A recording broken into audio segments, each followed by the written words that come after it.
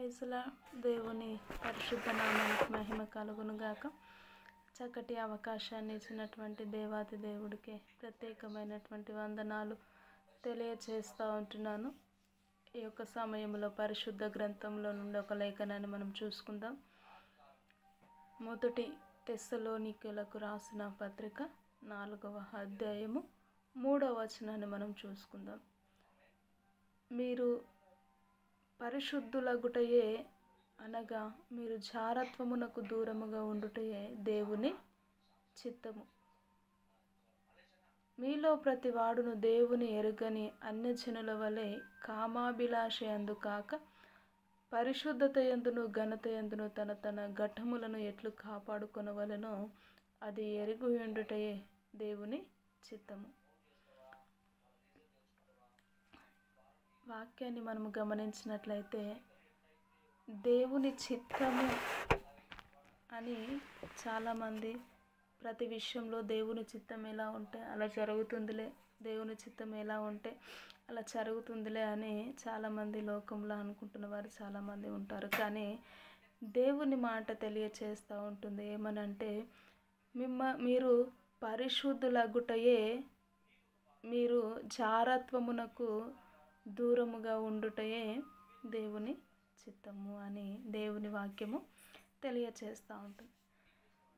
ఒక వ్యక్తి పాపము లేకుండా జీవించడము, లేక జారత్వము లేకుండా జీవించడము, నిష్కళంకమైనటువంటి హృదయము చేత దేవుని సన్నిధిలో జీవించడము, కుళ్ళు కుతంత్రాలు లేకుండా దేవుని సన్నిధిలో జీవించడము, అది దేవుని చిత్తము అని దేవుని వాక్యము తెలియచేస్తూ ఉంటుంది. కాబట్టి పరిశుద్ధత లేకుండా ప్రభువుని చూడడము అసాధ్యం.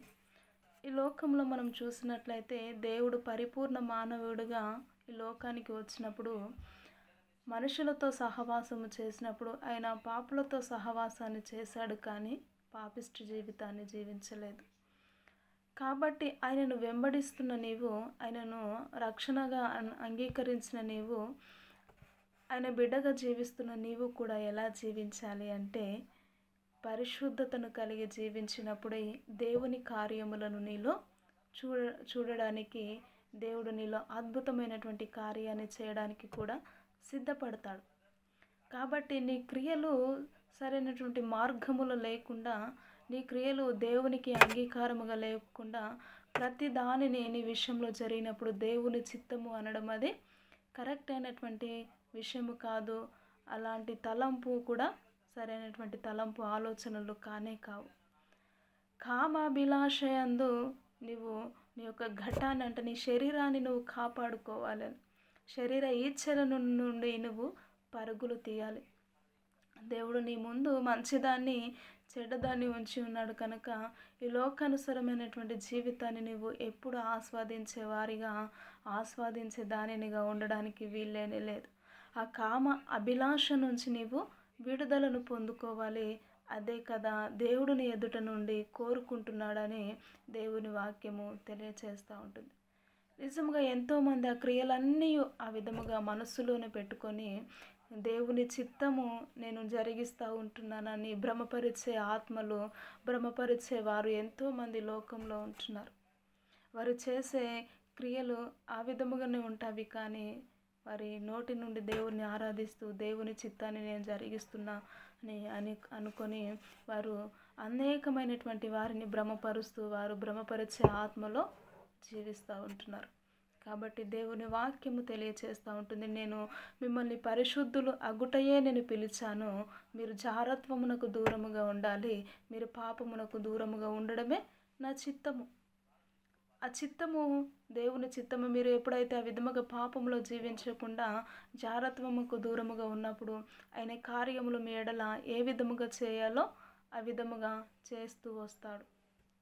కనుక అది తెలియకే ఎంతోమంది ఈ లోకములో ప్రతి విషయంలో వారు చేసిన సొంత జ్ఞానము చేత, సొంత ఆలోచనల చేత సొంత పనులు చేస్తూ ఉంటారు. కానీ మరల దాన్ని దేవుని చిత్తము అని దేవుని నామాన్ని అవమానపరుస్తూ ఆయన ఆలోచనలు లేకుండా పనులు చేస్తున్నవారు కుక్కలలుగా ఉంటున్నారు.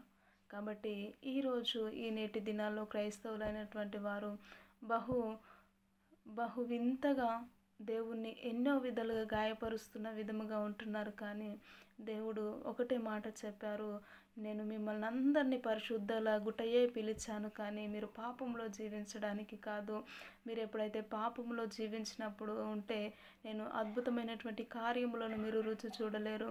మీరు ఎప్పుడైతే పరిశుద్ధంగా జీవిస్తారో నా కార్యములేంటో మీకు మనోనేత్రములకు తెరవబడి ఉంటాయి కనుక మీరు ఒక ఉన్నతమైనటువంటి మార్గములను, గూఢమైనటువంటి సంగతులను నేను బయలుపరిచినప్పుడు అనేకమైనటువంటి రీతులుగా మీరు ప్రతి దానిని గమనించగల జ్ఞానము కూడా పరిశుద్ధాత్మ దేవుడు మీకు తెలియచేస్తాడు అని దేవుని వాక్యము తెలియచేస్తూ ఉంటుంది. కాబట్టి నిజముగా దేవుని వాక్యం ఏంటో, దేవుని చిత్తం ఏంటో గ్రహించుకొని దేవుని సన్నిధిలో జీవించే వారమై ఉండాలి.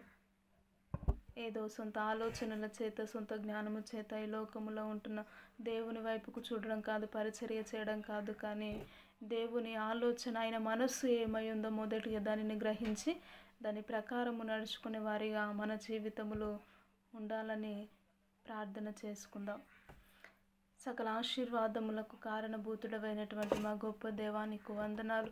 నిజముగా ప్రభా, మీరు పరిపూర్ణ మానవుడిగా ఈ లోకములో అయ్యా మాకు మాదిరిగా ఏ విధముగా మీరు చూపించి వెళ్ళినారో తండ్రి, ఆ మాదిరిని కనపరచక ఎంతోమంది సొంత ఆలోచనల చేత, సొంత జ్ఞానము చేత ప్రభువ పాపాన్ని విడిచిపెట్టకయే పరిచర్యలు చేస్తూ ప్రభువ ఎంతోమందిని భ్రమపెట్టే ఆత్మల వైపుకు మళ్ళిస్తూ ఉంటున్నారయ్యా. దయచేసి మీరు జ్ఞాపకం చేసుకోండి తండ్రి. నిజముగా తండ్రి అయ్యా, దేవుని మాట వినినవాడు దేవుని చిత్త ప్రకారము చేయుని అంటున్నావు. పరిశుద్ధాత్మ దేవ, నీ మాటను విని నీ చిత్త ప్రకారము జరిగిస్తున్న వారు ప్రభా చాలా తక్కువగా ఉంటున్నారు నేటి సమాజంలో. పరిశుద్ధాత్మ దేవ, నీవే నీ ఉన్నతమైనటువంటి రాజ్యము కొరకు నీతిమంతులను, యథార్థవంతులను ప్రభువ మీరు లేవనెత్తి అయా నమ్మకమైనటువంటి వారి వల్ల నీ సన్నిధులను, పరిశుద్ధతను కాపాడుకుంటూ తండ్రి వారి ఘటములకు కలిగి ఉన్న కామభిలాషను తొలగించుకొని ప్రభువ నిత్యము నీ సన్నిధిలో సంపూర్ణముగా ప్రభు నీకు సమర్పించుకొని తండ్రి బ్రతుకుట క్రీస్తే చావైతే మేలు అన్న విధముగా ప్రభువ నీ సన్నిధిని ఆస్వాదించే వారికి ప్రతి ఒక్కరూ ఉండుటకు దేవా నీ కృపను, నీ కనికరమును మీరు చూపించి నీ నామానికి మహిమ తెచ్చుకోమంటూ యేసుక్రీస్తు ఉన్నతమైనటువంటి నామములో ప్రార్థించి అడిగి వేడుకుంటున్నాము తండ్రి. Amen, amen.